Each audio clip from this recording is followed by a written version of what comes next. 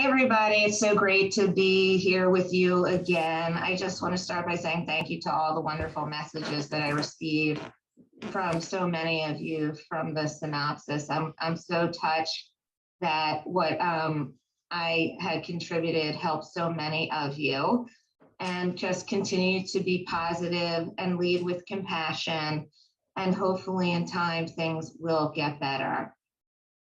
I want to talk to you today about another topic that is very difficult. The holiday season is coming upon us. And you know, the holiday season is not very happy for people that are not alienated from their children.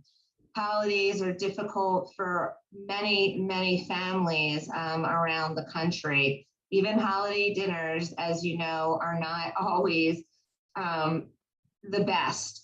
People come with conflicts that aren't resolved, and sitting around the dinner table can be very difficult.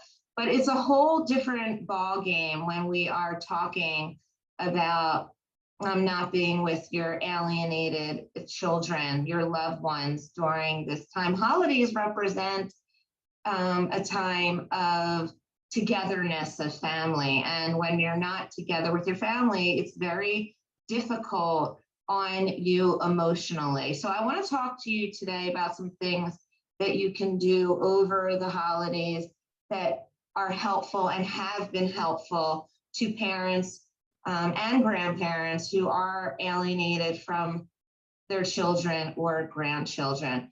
The most important advice that I can give you today is self-care. Self-care during the holidays is extremely important to get through it.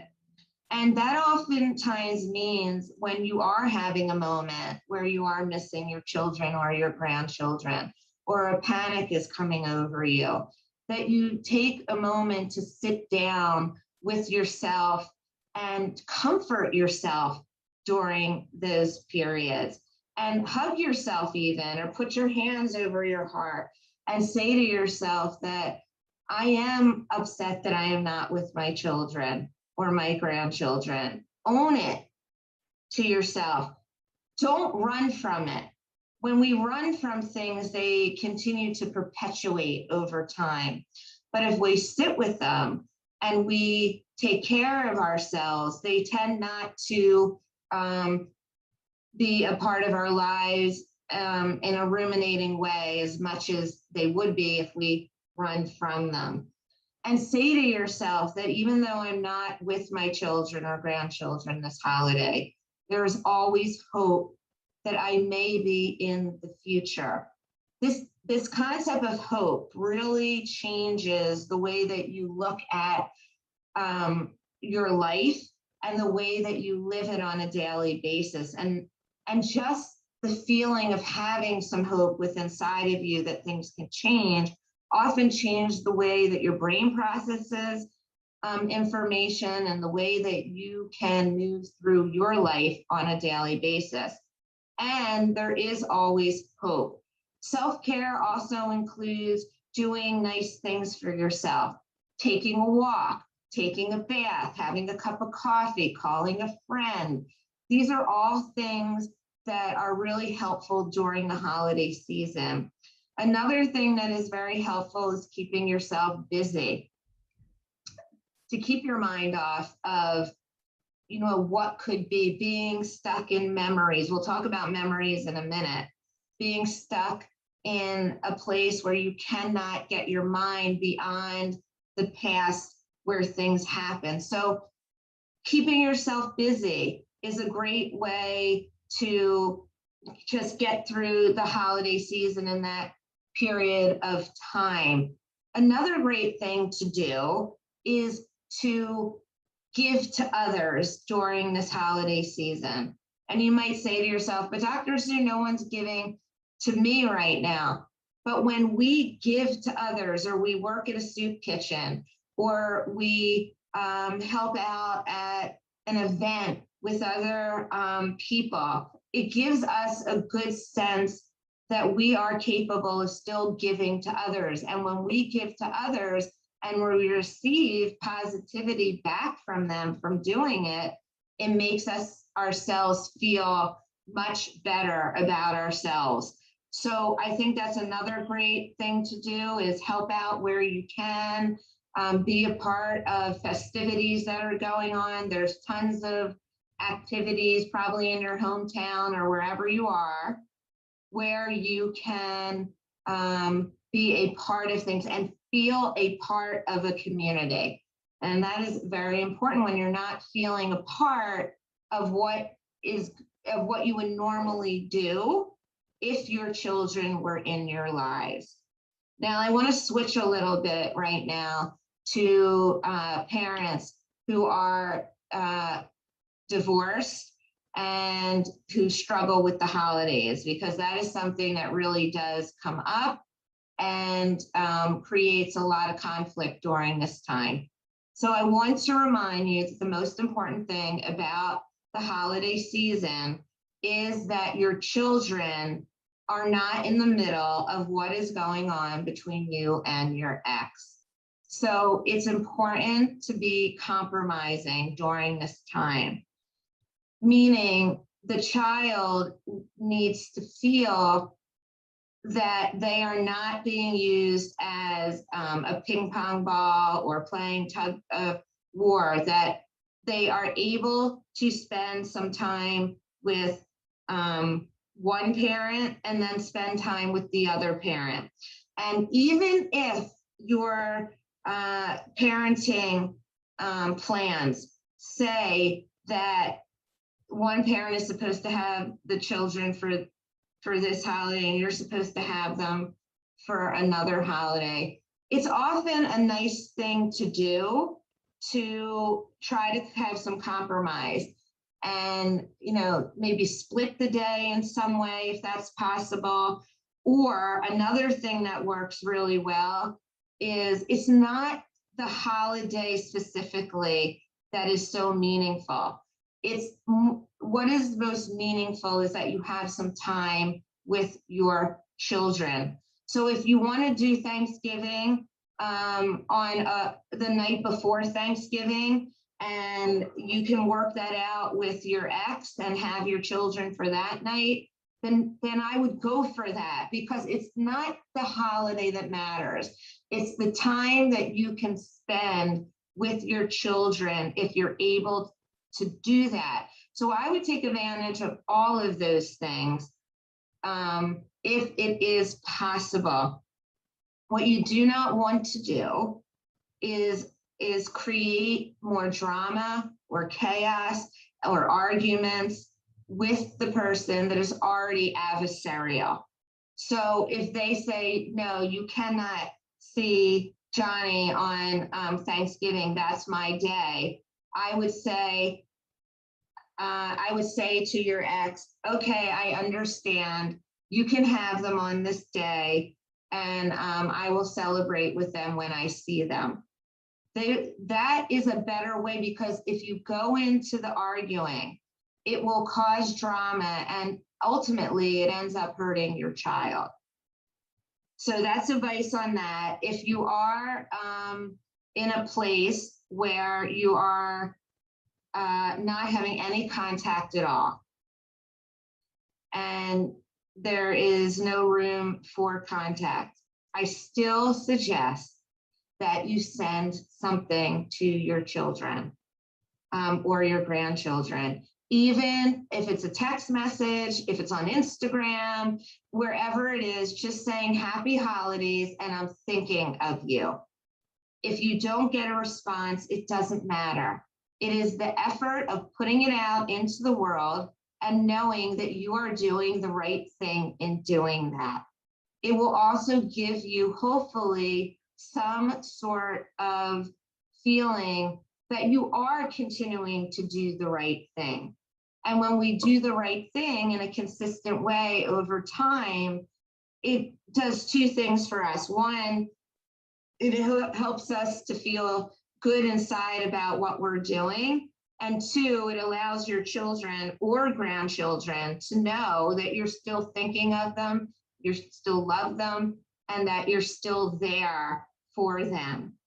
And over time of doing that in a very consistent way, often does lead to something later on in time. I can't tell you when, but it opens up hope that things can get better. And so you have control over that. That's something that you can make a choice about, to send a nice message, or you don't have to say anything. Here's something that I do not suggest. I do not suggest, going and sitting with all of the memories of of all the holidays that you had with your children during these holiday seasons, because what it does is it creates rumination, and it perpetuates the sadness within you. But please do not get me wrong. I am all for you holding on to your memories. Memories are something that no one can take from you, and I want to be clear on that. So hold some time for yourself to remember those good memories and those times and those holidays that you did have with your children and grandchildren, but do not sit all day long reminiscing about that or going through pictures, because what it will do is it will trigger, hear me, trigger that sadness and that rumination. And that is not the place you want to be. And you want to be in a positive place if you can be. I know this is extremely difficult to remember some of those good times, bring them up in your mind, and then let them go. And another thing that I think is positive to do is try to surround yourself with people that you feel good about being with during the holidays. If you're alone and you don't have anyone to spend the holidays with, I do suggest that you find a place in your community where you can go, so you are around people that you can be with. Do something for yourself during that holiday time so that you can set up a plan for yourself so you do not have to be alone. But I do also know that sometimes that is not possible. So what I really suggest, and this has worked for a lot of people that are unfortunately alone, is that you go out and you get yourself a magnificent dinner, or you cook your favorite things and you eat them with yourself, watching television, and just being with yourself and praising yourself for how you have gotten through the holidays, this holiday season, and ones to come, and give yourself that compassion of how strong you are to be able to get through these very difficult times. I think that all of you are so very strong and brave to manage these difficult times, especially during the holidays, because the holidays do represent family. But whether you're not talking to your loved ones or you're having brief interactions with them, they are still your family and will always be your family. I know a lot of people during this time do a lot of reflection also about moving on into the future with their children or grandchildren. You can also do that as well. Even take out a notebook or a journal and start writing to them, writing your feelings out. Any way that you can find to comfort yourself during the holiday season is what I suggest to you. We don't want to heighten conflict during the holiday season. We want to decrease it.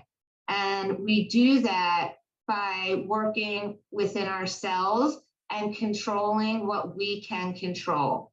And the three things that we can control during the holiday season is taking care of ourselves, making a decision or a choice if we want to send a card or an email or a text or even a food or a gift to our loved ones. That's a choice that you have, that you can make on your own. And the third choice is not to participate in conflict if it does arise. Everybody's emotions during holiday seasons are heightened, but especially during a time when you are alienated from your children or grandchildren.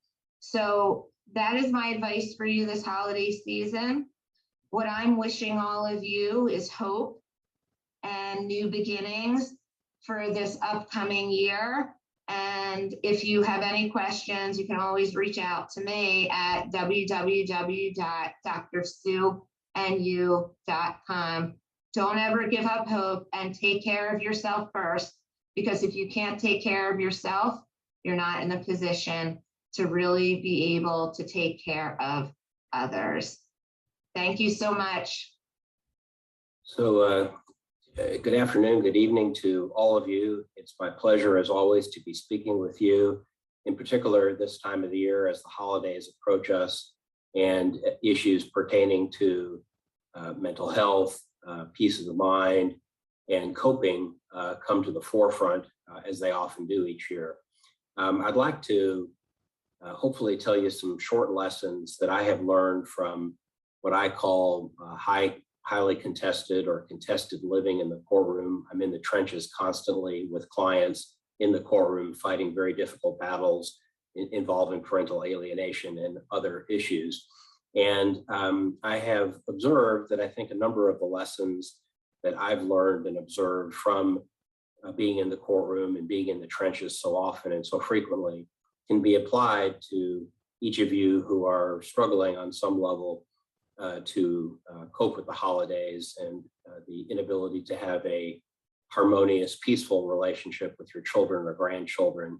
And let me try to give you maybe 6 or 7 lessons in this very brief period of time that hopefully will help you in this regard. The first thing that I would say is look at the big picture. And what I mean by that, when we're in trial, I tell my clients to keep focused on the big picture. What are we trying to accomplish at the end of the day?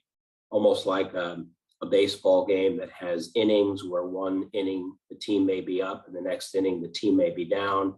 Trials are like that, where a given testimony of a witness or certain evidence that's admitted can often turn the course of a trial and take it in a much more positive direction. And I would say that with respect to approaching these holidays, Thanksgiving, Christmas, Hanukkah, and others. Look at the big picture. And by that, I mean, while we don't want to diminish the real feelings of pain and loss that you have and are suffering, and you should certainly pay attention to those, recognize that this holiday season is one of many. And hopefully in looking back, there have been many happy, productive holidays, good times with your children and grandchildren, and certainly looking forward, place yourself in a mindset envisioning good times, happy holidays in the future. And if you were to look at this holiday season as one of dozens that have happened and will happen, perhaps it gives you a little more perspective that while this particular holiday season may not be all that you dream and hope, it has its place in the continuum of getting you to the place where you want to be. And maybe it puts a little bit less emphasis on it as being the entirety of your focus. The second thing I would say is, and I say this to my clients, that it's important to breathe, and not only breathe, but just to adopt the appropriate mental state going through the holidays, just as you have to going through stressful litigation. We've got mental health professionals that are probably giving you much better advice regarding mental state and coping strategies to help you in that regard. But I tell my clients when they're on the witness stand to breathe. They forget to breathe. They tighten up. They seize up. The moment becomes overwhelming. Breathing is a wonderful tool, slowly in through the nose and out through the mouth, to calm yourself. And it's important as you approach these holidays to breathe, literally. Find a few minutes to peacefully breathe through your nose and out through your mouth. Take a walk, relax, exercise. Try to calm yourself, because you don't do yourself or anyone else, including the loved ones, children and grandchildren that you're fighting for, if you are maintaining a stressed attitude throughout all of this. I tell clients in trial that the whole process of developing a parental alienation case and trying it and all the aftermath of it is more like a marathon than a sprint. It's not a 100-yard dash and the race is over in 9 or 10 seconds. It's a 26-mile marathon that's got many components to it and is arduous and difficult. And you can't possibly get through a marathon without breathing. You can't possibly approach the holidays, in my mind, in an appropriate state of mind if you are not intentionally taking some time to calm yourself, to breathe, to relax, and to keep everything in perspective. I think that will help you. Also, I'd like to mention the concept of process, lessons learned from trying difficult cases, the process that's involved with the holidays and coping with the holidays. So with respect to the process of litigation, as I just mentioned, it's a marathon. There are pretrial phases, there's discovery, there's depositions, there's preparing for trial, there's opening statements, there's direct and cross-examination, there are closing arguments, there are post-trial briefs. It's a process. You cannot leap over any one of those steps, if you will, in contested litigation and get to your objective. Each step you have to proceed through, and you need to proceed through as best as you can. The holidays are the same. Maybe another quick analogy would be a vacation. So I think a vacation has 3 different components. The planning phase, which has its own joys of choosing between locations, accommodations, activities, etc. The actual vacation itself, where the time is spent enjoying what has been planned. And then the third phase are the memories that last afterwards, regarding the good time shared, the places visited, the experiences enjoyed by all. I think that can be applied, both the process of trial, the stages of a vacation, and the holiday itself. There are really 3 components to the holiday, this particular holiday, be it Thanksgiving, Christmas, Hanukkah, etc., that I think are equally important. One phase is all of the activities leading up to the holiday.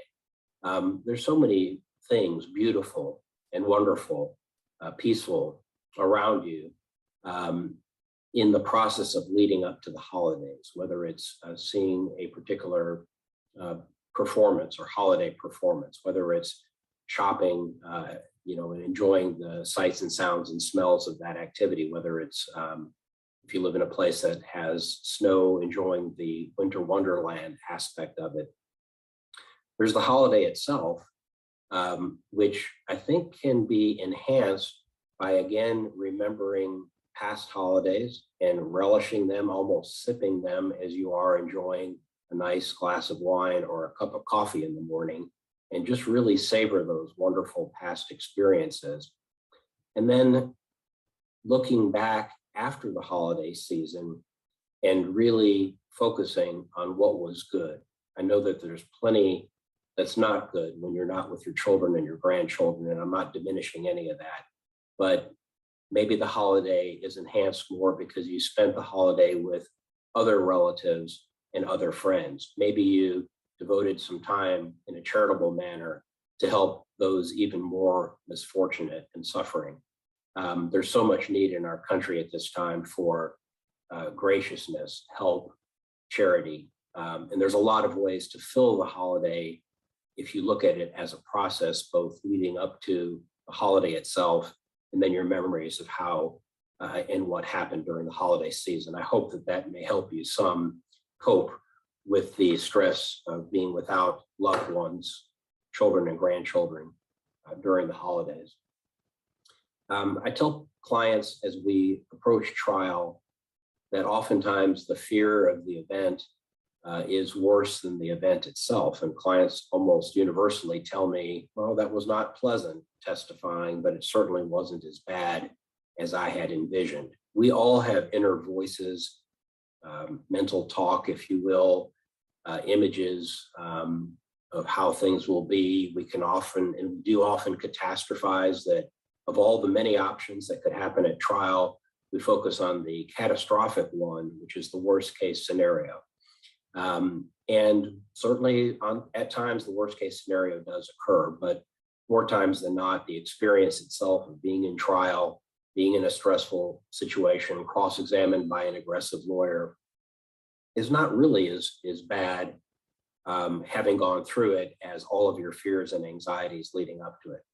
So with respect to the holidays, just as I tell clients to imagine yourself in trial, sitting on a witness stand, being asked questions. Think of the worst questions that concern you the most being asked.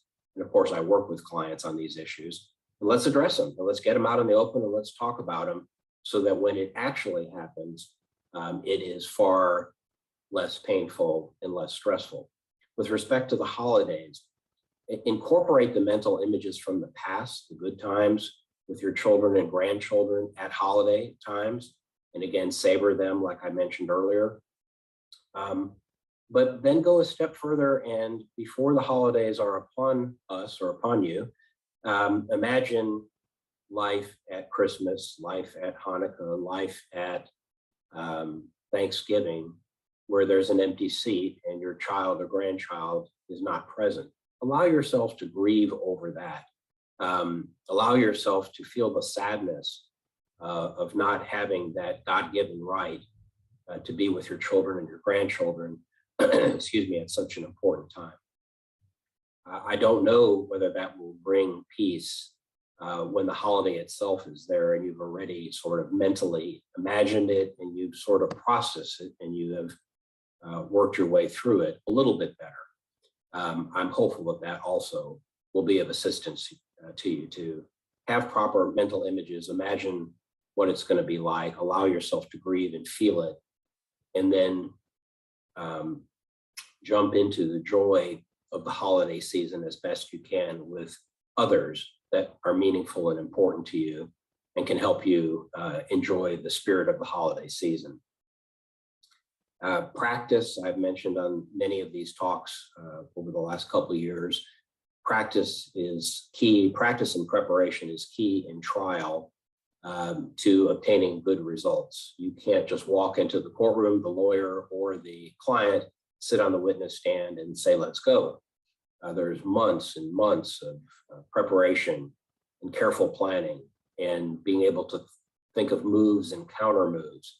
You can't always foresee everything that's going to happen in the trial, but if you are prepared with your witnesses, with your documents, with arguments that may be thrown at you, curveballs, unexpected items, you're going to have likely a better result because you have thought through all of the different options that can happen in a stressful trial. So with respect to, and this is somewhat similar to what I was mentioning before about mental images, but practice walking through in your mind, however the holiday will unfold, whether it's at a relative's home or a friend's home or at your own home, and going through the steps of that event, relying upon past events and projecting how you think it might go. And steel yourself, prepare yourself for the ups and downs that will come from this experience.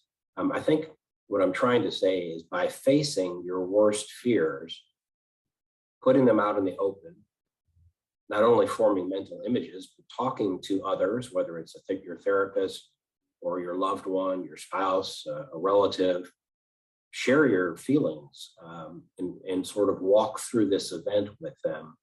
I think the event itself will be less painful and hopefully allow you to focus on other meaningful, special moments that will bring you joy during an otherwise difficult situation. Control. I've learned that clients often want to control and try to control every step in the process of litigation, and there's only so much that you can control as a client. You're on the witness stand, you're being asked questions, you can certainly control your answers, you can control your demeanor, but you can't control the judge's or the jury's reaction. You can't control what the other lawyer does. You can't control what the other witnesses say. And I think you will be better served in highly contested litigation involving parental alienation to try as best you can to let go of control. With respect to the holidays, I think on some level you have to let go of control, and don't beat yourself up and blame yourself for the fact that your children or grandchildren are rejecting having a relationship or contact with you. It's not your fault. You didn't cause this. And you can't control them, certainly in one holiday season, to change it. It's a very complex dynamic, as you've heard on many of these talks over the years. But recognize that you're in a continuum, which had a start and will have a finish. And the hope is that the finish will be arriving you and your children and grandchildren at a much healthier, happier place. But it's a process, and you have to go through the continuum, and you cannot control every step of the way.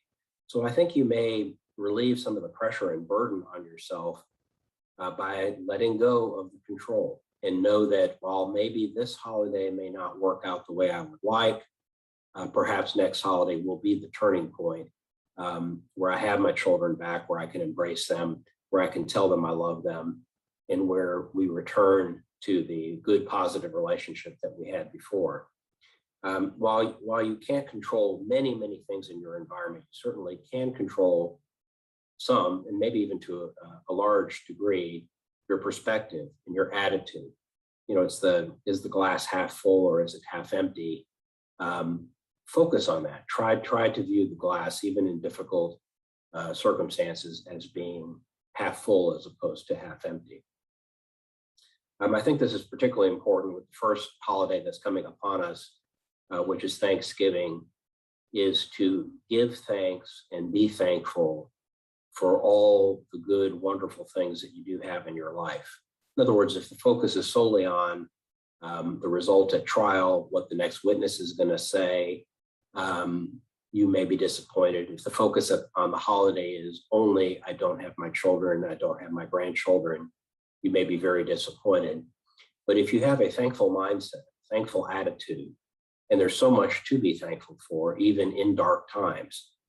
Thankful for the fact that you're alive, thankful for your relationship with our Creator, thankful for your friends, thankful for your health, thankful for being able to get up in the morning and see the sun and enjoy another day, thankful for the little things, like in trial, thankful for what you feared worse didn't happen, thankful for a particular witness's testimony that was amazingly supportive and helpful to the cause. Thankful for the home you live in, thankful for the neighbors and the friends that you have, thankful for the job that you have, and it goes on and on. I think you'll be amazed, and you may even want to journal and make a list of all the things that you're thankful for. I think while nothing replaces having your children or grandchildren in a healthy relationship with you for the holidays, I think if you just consider and focus on all of the things in your life to be thankful for, you will feel more complete, you will feel richer, you will feel more full, you will feel loved, you will feel part of something greater and even above your life and what you're doing. And I think all these things can bring you comfort during the holidays. So focus on the things in your life that you can be thankful for, that you are thankful for. And I hope they bring a smile to your face during these difficult times, that there's a lot of good in your life, even though you're struggling mightily in this area of parental alienation and having no contact or relationship with your kids. I would say in closing during these short remarks is maintain the proper perspective. This is not the first holiday season to be shared with the children or grandchildren. It's not the last. None of us have a crystal ball. Things may look dark and bleak in the case, in the relationship. The judge, the amicus attorney, ad litem attorney, psychologist, opposing counsel, the world may seem against you, but I have seen cases that look impossible in the courtroom to turn the corner, and they do turn the corner, and good results come.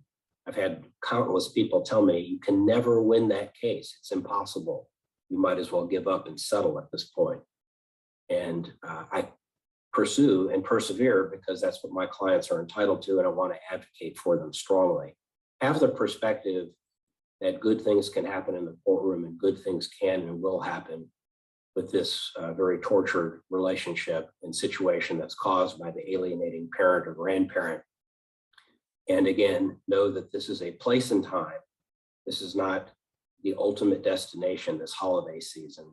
I've heard before and may have shared before with you a psalm or a proverb to the effect that life is a journey, not a destination.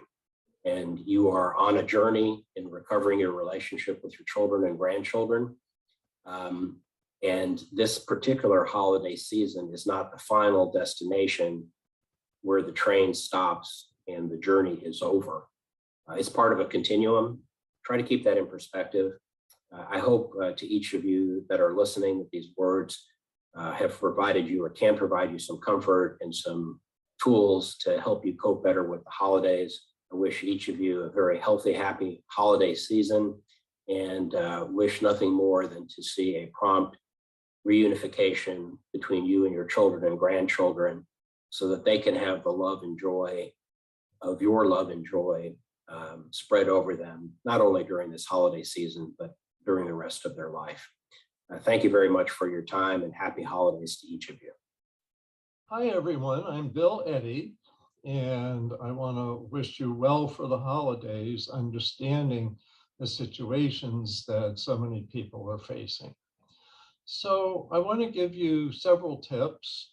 The first one is to think positive, that you'll be reconciling someday with your loved one who's become alienated. And with that in mind, I can't guarantee it, but of the cases that I've seen, many have reconciled, even if it's several years later. And so it helps to have good holidays so that you can tell them about what you did. Take some pictures, write in a journal, say how it went. You want to be able to have good times that you can share, good memories you can share, and say who you saw, so-and-so says hi, all of that, so that you have a record of good times that you can share and discuss. The second thing I want to say is sending a holiday card. Now, you may not have a response. In fact, there's a good chance you won't. But two things about this. One is the research seems to show that many adult children eventually make contact and reconcile and wonder why they didn't hear anything. Why didn't you reach out? Why didn't you try to let me know how much you love me and that you were trying to contact me? So with the understanding that when it arrives now, they may tear it up, they may just, it may not even reach them. The person they're living with may destroy things like that or hide things like that. So make a copy of your holiday card and the message that you include. In terms of messages, just have light messages, thinking of you and here's what we're doing, and things that you would want to share with the idea maybe it'll get through, even though there's a good chance that it won't. But if you have a copy, then later on, maybe even a few years later, you can share that and show, see, here's when I sent about this holiday season, and here was what I said to you then. So you make the effort, and it reassures them when they do come around that you never stop trying. Now, don't make it heavy. So don't say this is a time to say how upsetting it is that you're not seeing them, because in many ways you want to take the role of the adult, of the grown-up, and children really need more than one parent. They really need two parents. They need their grandparents. I'm one that really believes it takes a village to raise a child, and that it's too bad that children become so isolated, that there's the technological ability to do that, that people become so isolated, and that there's some people that want to isolate a child. So being positive. So both of these tips, having a good holiday, making a record of it, and also sending a holiday card. And of course, I regularly tell clients to send something maybe every couple months, a note saying, here's something I recently learned. I thought you might be interested in this. And just a tip, because that's what children do learn from their parents. They learn how to live life from many different points of view. The third point I want to make is really avoid blame, so that whatever you're communicating doesn't communicate anger or blame at the child who may not be in touch. So keep that out of any letters, cards, etc. And sometimes it helps to show it to somebody else just to make sure. One of the methods I developed for communicating in high conflict situations is called the BIF method: brief, informative, friendly, and firm. And I actually have some books that I think are on the website about this method for co-parent communication. If there's a chance to communicate, is keeping it brief, informative, friendly, and firm. And so that's part of that, is have somebody else review what you've written. A friend, family member, someone that you feel comfortable with. Fourth point I'd like to make is allow yourself to have a good time. You don't have to be isolated, lonely, etc., because you're mourning the loss of a family member's contact. That what you want to do is have a good time, feel good for yourself, nurture yourself. Some of the most important things that are said about our mental health is we need people who are nice to us around us. And so find those people and spend time with them. And a holiday time can be a fun time where you share baking cookies, making decorations, doing things with people that help you feel good. Even though it's sad that you're not able to include an alienated child, is that you're giving yourself energy, which will help you be emotionally available when the time does come that they come back into your life. So allow yourself to have a good time. Then also allow yourself to be alone and quiet if you wish to be, or part of the time.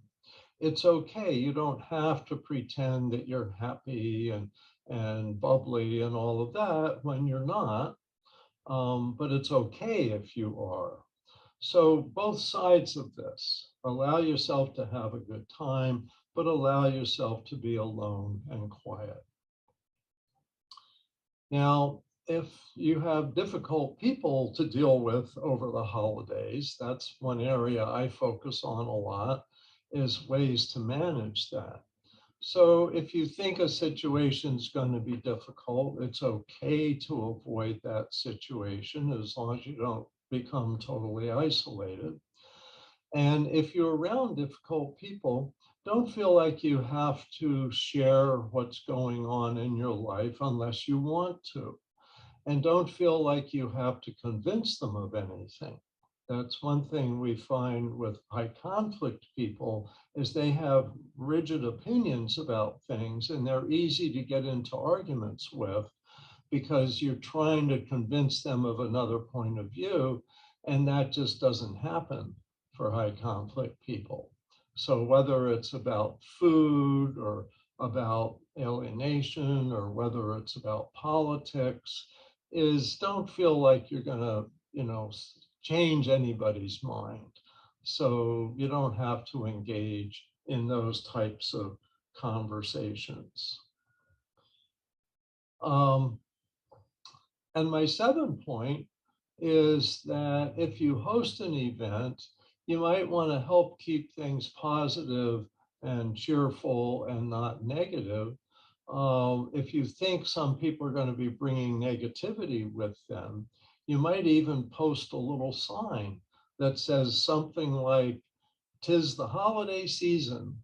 Let's avoid hot topics that divide us and focus on discussions we can all enjoy. Thanks for making this a pleasant time for all."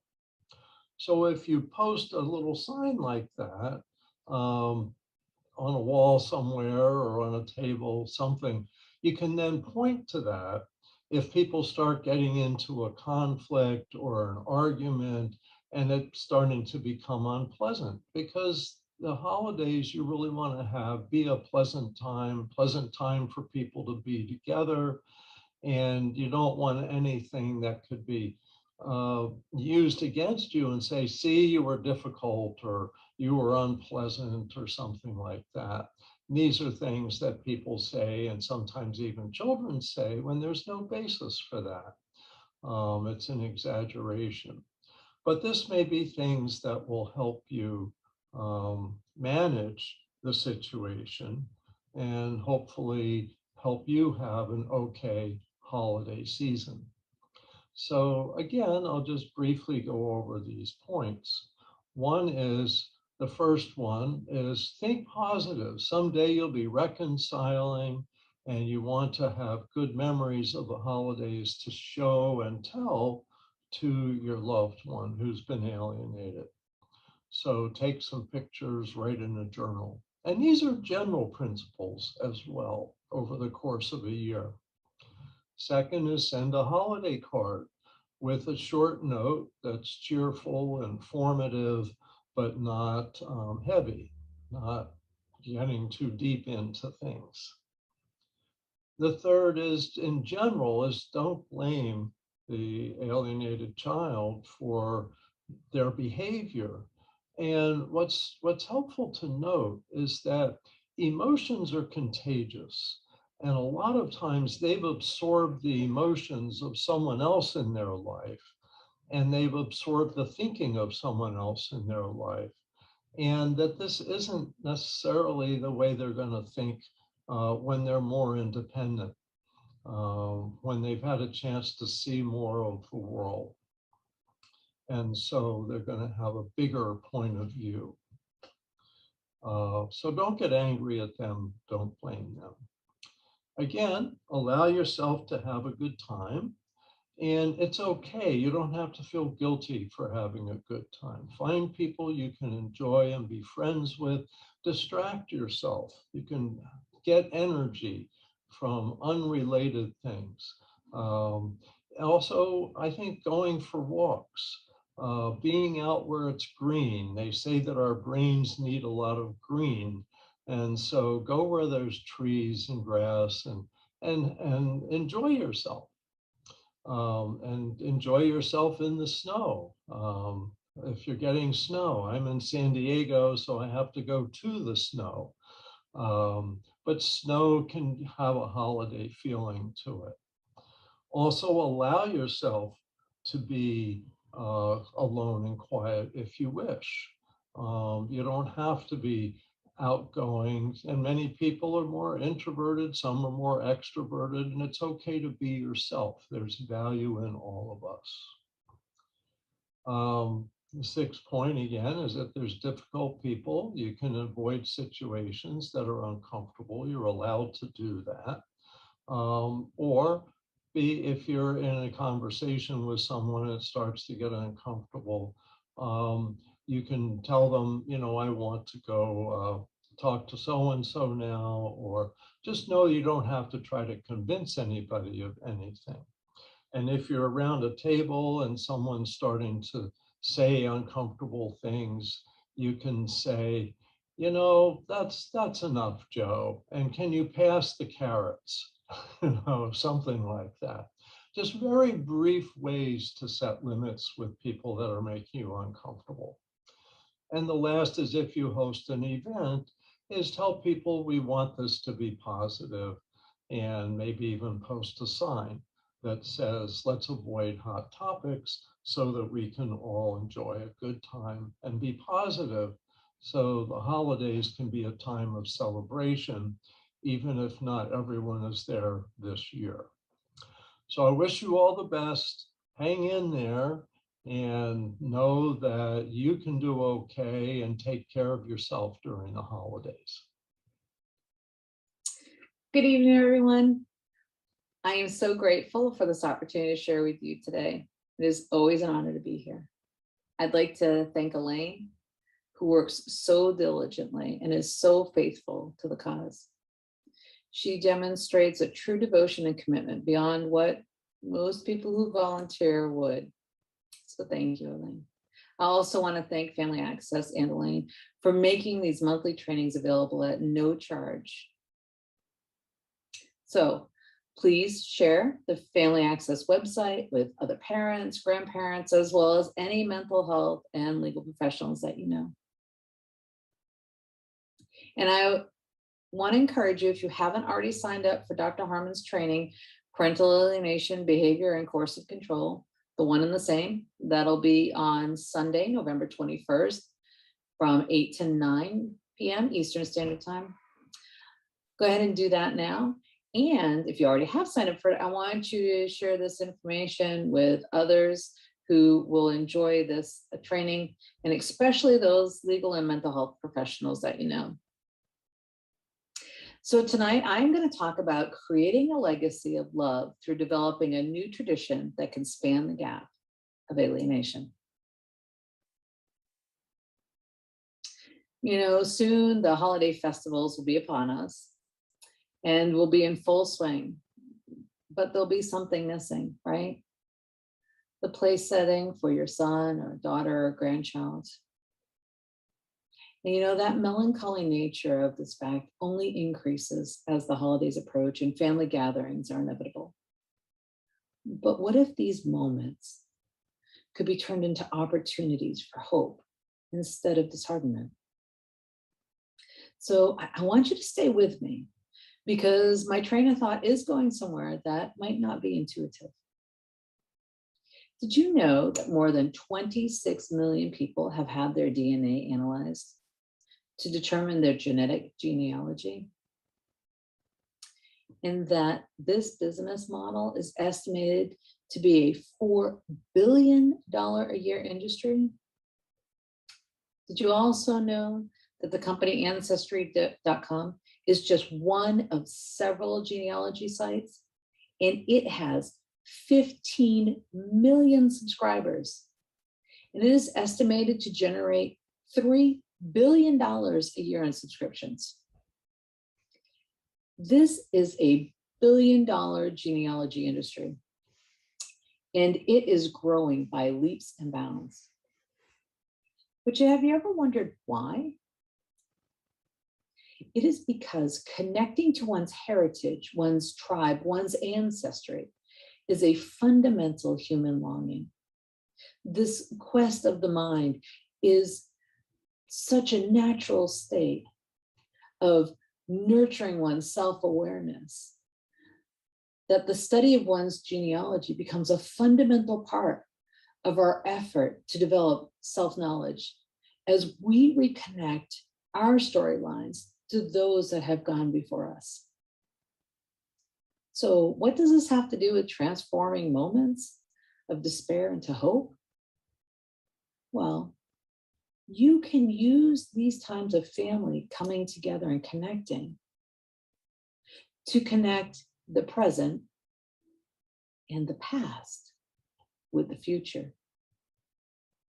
See, although your son or daughter or grandchild may not be with you right now, we should never give up hope. Therefore, with those moments when all the family is together for a celebration, let's not think of these moments of loss,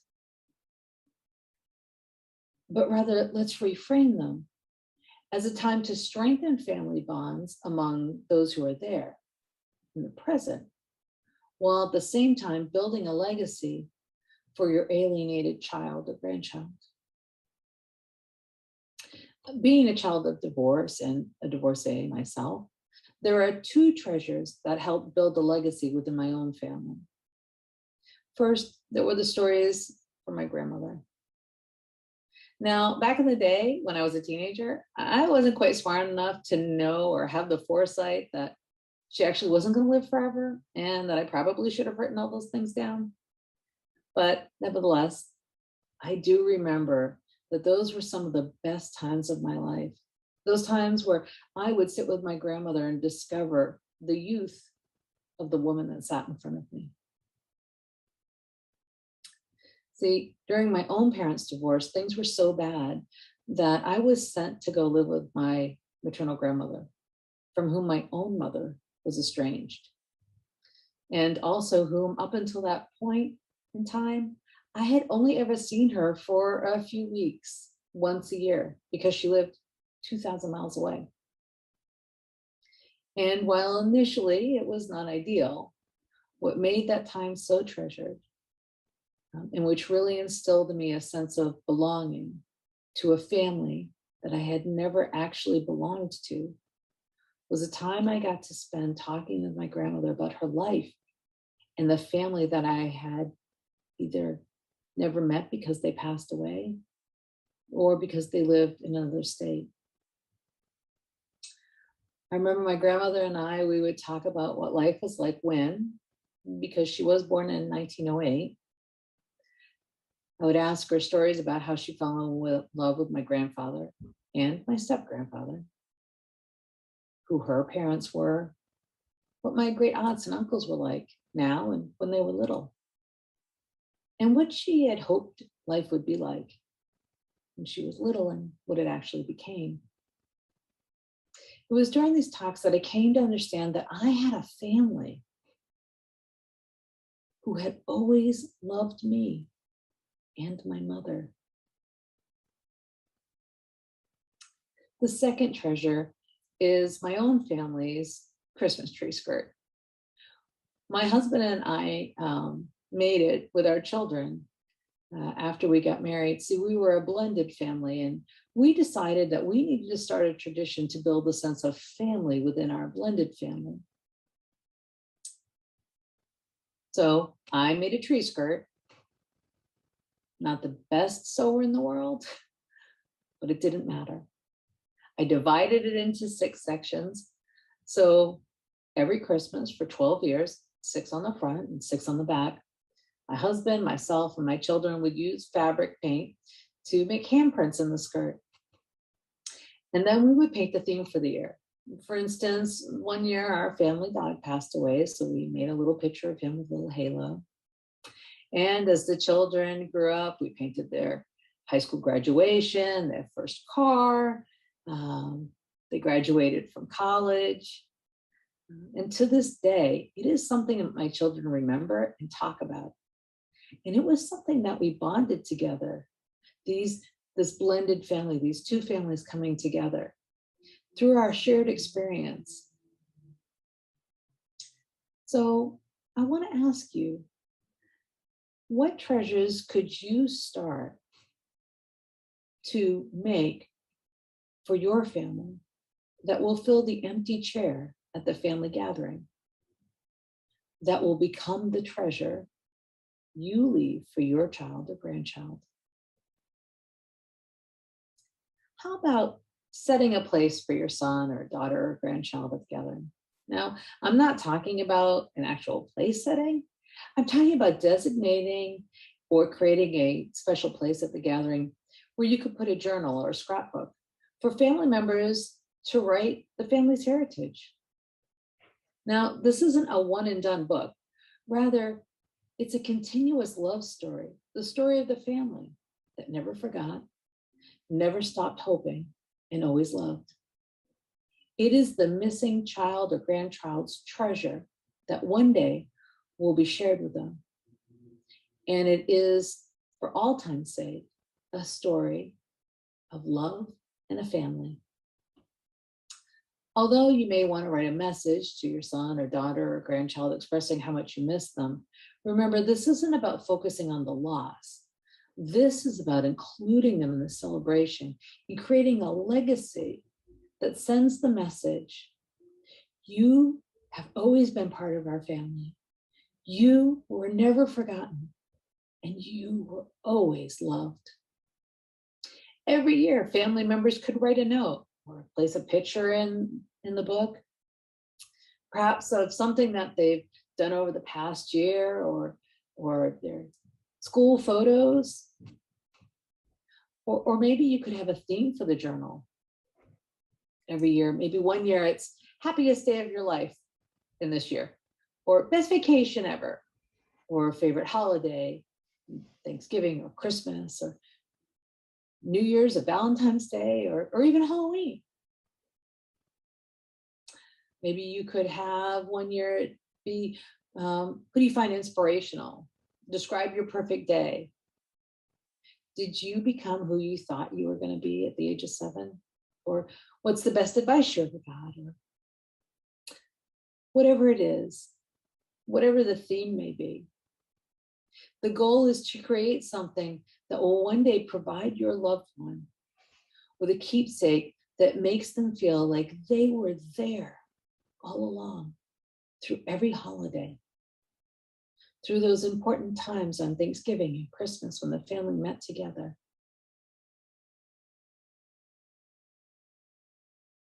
For older family members that find it difficult to write, perhaps you could have a recording, or a younger family member write a message for the older family member. And that would give the younger family member an opportunity to have that shared experience with that older family member too. And if you're crafty, well, and even if you're not, perhaps you could start a family Christmas tree skirt, like we did. So you don't have to sew it yourself, but you could go to a Hobby Lobby or any other hobby store, and it has a wide selection of beautiful tree skirts that can be easily divided, either sewing or with paint. Or what about if you asked every family member to bring an old piece of clothing, and then you could take a family photo? Or you could have them bring a photo, and you could print the photo on the clothing, and then you could make a quilt out of it. Remember, it's not a one and done project, but rather an ongoing project that tells a story over time. Could you imagine your child open the book and they see all the stories? Or you hand them this Christmas tree skirt that has handprints that got bigger every year, or this beautiful family quilt. And they can watch their family members, the little ones, grow over the years, and they could see their grandparents that may or may not have passed away by the time they come back into your life. Staying connected between generations is important in the development of one's mental stability. And therefore, providing these practical ways to develop a richer understanding of your family's background during the holidays will help not only build a legacy for your alienated child or grandchild, but it's also a gift that gives back to you and your family that's currently there in their mental health. And it does this in 3 ways. First, it helps to strengthen the family bonds, not only between the family members participating in activities, but in the family members with the alienated child or grandchild. This even includes the younger family members that have maybe never even met the alienated child, or are too young to remember the alienated child or grandchild. And second, the activities help to build resiliency in you and your family members. Because as they participate in the process of building this sense of identity, they are actually building stronger values regarding the importance of family. Third, and finally, this process helps you to alleviate your mental health, to elevate your mental health by providing a practical and creative way for you to reframe the circumstances from the grief over the loss of another holiday to a more positive focus, as it provides you with the opportunity to nurture the child or grandchild, even though they are not physically present. These activities, which produce a special keepsake ultimately, will be received by the alienated child or grandchild, will help the child or grandchild to build within their own schema of their self, their family's heritage, which will provide the alienated child or grandchild with a more complete sense of identity when they come back. And it will let them know that they were always loved and never forgotten. So as you embark on this holiday season, I want to encourage you to be creative. Have fun with thinking about ways to start new traditions that'll turn the feeling of loss into love and nurturing. I hope that some of you try out some of these ideas. And if you do, I would love to hear how some of these projects are going. And I do pray that all of you will have a blessed holiday season. And I look forward to seeing you in the new year. Thank you. Have a wonderful night. I want to talk to you about getting through Christmas this year without your precious grandchildren. I won't speak for you, but I'm guessing that the Christmas holidays will be anything but fun if you can't see your wonderful grandchildren this year. I know I remember. For me, it happened a long time ago, 15 years ago, in fact. My wife, Ann, and I had already shopped for our two dear little grandbabies. We'd bought our oldest granddaughter, who was 2 at the time, an incredible little dollhouse. It was actually a very fancy jewelry case with rooftops that opened to reveal spacious little storage spaces, and the sides of the house pulled out as drawers for holding bracelets and necklaces and colorful little earrings. We fell in love with it the minute we saw it. We knew that little Ellie would be thrilled to open that present on Christmas Day. My wife Ann promptly wrapped that dollhouse and the other presents and set them on shelves in the closet where we could get to them instantly when the Christmas season arrived. We were ready, but it didn't happen. Our daughter-in-law and our son had, for some reason, decided not to let us see their children that Christmas. We were heartbroken. Our family was ripped apart, and there wasn't a thing we could do about it. We were as helpless as you may be now. So on Christmas Eve, we had to improvise. There was a young couple a few blocks from us that we had come to know because we took long walks in their neighborhood. They were losing their home to the bank and were going to move away to a less expensive part of town a few miles away. They had 3 little children, and we figured that those children wouldn't have much of a Christmas gift-wise because the parents simply couldn't afford very much that year. So on Christmas Eve, after we knew the little children would be in bed, we drove to their house with the presents we had wrapped for our grandchildren and gave them to the parents to put under their tree for their children to find the next morning. The parents were very grateful. We heard that the children were overjoyed, and I've always felt good about what we did. The thing is, that miserable Christmas was the first of a long string of Christmases when we didn't get to see our grandchildren. My wife, Ann, died in 2013 and never did get to see the children again. I'm still here in 2021 and I haven't seen them either. Now I understand there are 4 of them, ranging in age from 12 to 17. Some of you know our story, I'm sure. I'm just telling it again for those who don't. I want you to understand where I'm coming from in the remarks I'm going to make. I'm not just an interested counselor or psychiatrist.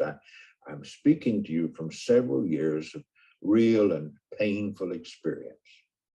I'd like to make some suggestions about what I think you can do to make your Christmas season without your grandchildren this year more bearable. I can't guarantee anything. How you get along will depend a lot on your own inner strength and creativity and maybe your determination. But as an old former pastor and an author, I honestly believe that some of the things I'm going to suggest will really help you to survive the Christmas blues and maybe even find a modicum of happiness and enjoyment during this lovely and important season of our year. We won't know till you try, will we? The first thing I'm going to suggest is that you count your blessings. Remember that old hymn you might have sung during your lifetime, count your blessings, name them one by one, count your many blessings and see what God has done. I remember that from my childhood many years ago. Count your blessings.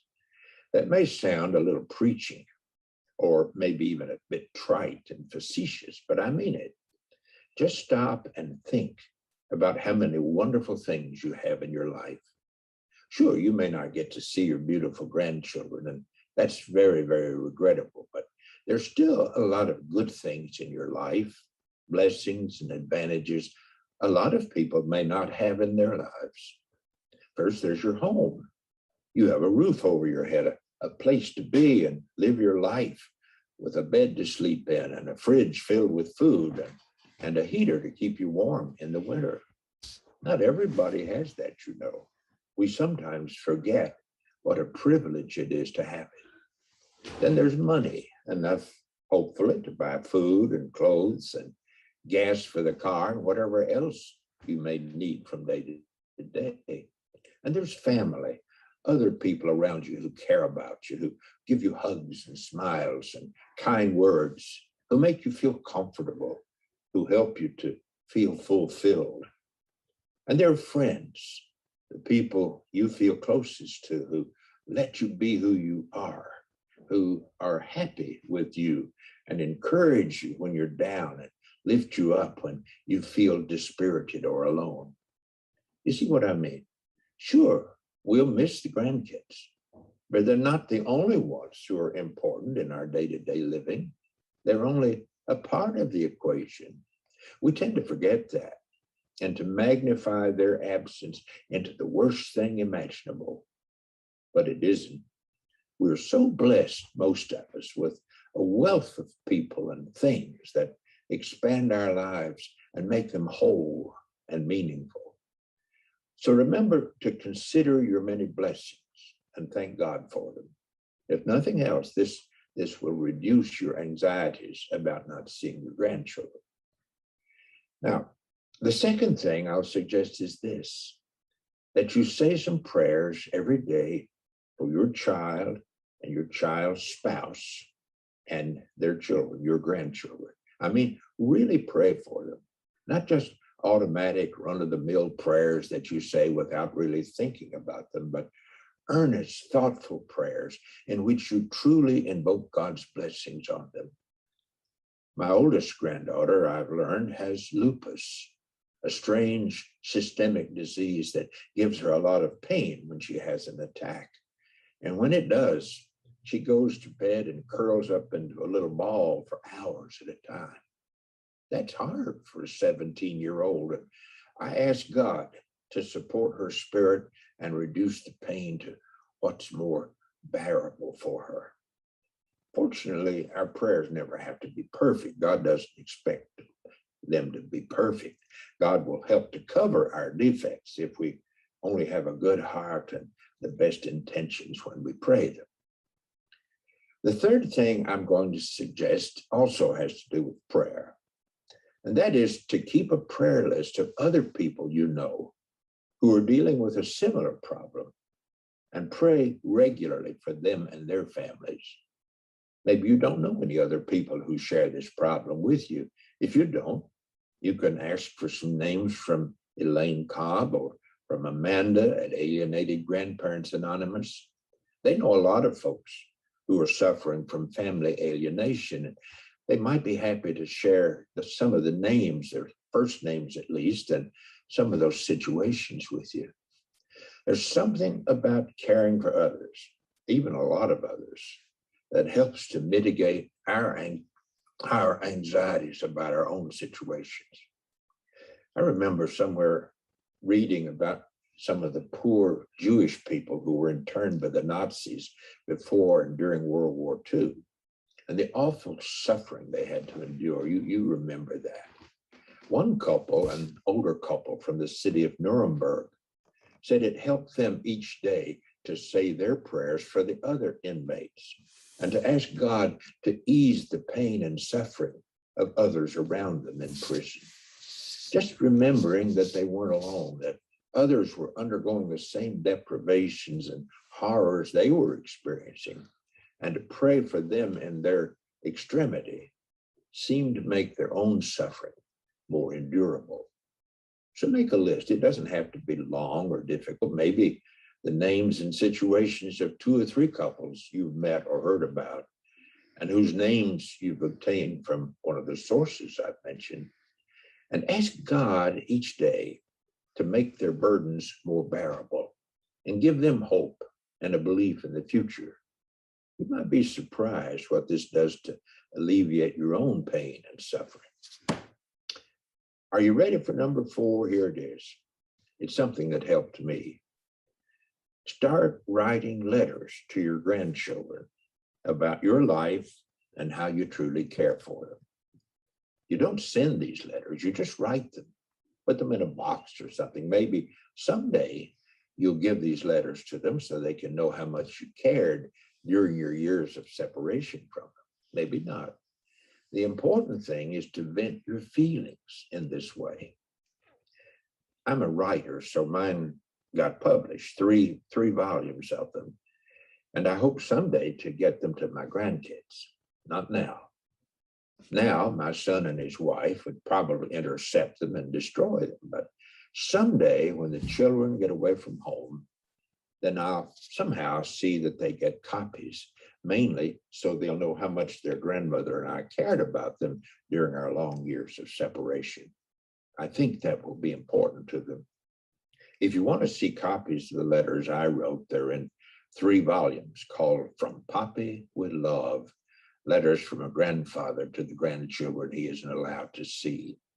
And they're available. I think you can find them on Amazon.com. From Poppy with Love from Amazon.com. I'm not trying to sell books, but they might provide the kinds of models you need to get started writing to your own grandchildren. I tried not to criticize my son and his wife in these letters, but I did want my 4 grandkids to know how much I missed them and sharing my love while they were little. Now, I'll offer my last suggestion. I could make more, but we don't have time right now. This is a biggie. Here it is. See the miracle. See the miracle. Life is grand. Life is more than you and I can comprehend. It overwhelms our senses. It's big and it's wonderful. Sometimes in our distress, we forget that. You know, if we get a splinter in our finger or step on a nail, that becomes the thing we focus on. Don't let that happen over your grandchildren and the fact that you can't see them. Yes, it would be wonderful to have them with you for Christmas. It would be wonderful to have ready access to them all the time. But if you don't let that pain become the focal point of all your feelings and attention. Keep it in perspective. Life is big and it is beautiful and it is mysterious and it is grander than any poet ever imagined. Step back from your concern about your grandchildren and see the miracle, the great overarching wonder of life itself and of your experiences throughout your life. Don't allow thoughts about those children, wonderful as they are, to become the be all and the end all of your existence. That isn't good. That isn't the way things ought to work. Lift your eyes to other things, to global problems, to social needs, to the wonder of all that is. Give thanks for being alive, for whatever health you enjoy, for other loved ones and friends, and the glory of everything that is. See the miracle. Keep that phrase in mind as you enter the holidays this year. They are a miracle. The holidays are a miracle. They grew out of a miracle. They should be miraculous to us in spite of all the hurts and distractions of our local finite existence. Just remember that. See the miracle. Repeat it over and over this year. That phrase, that single phrase can change your life, and you can have a Merry Christmas even. And God bless you.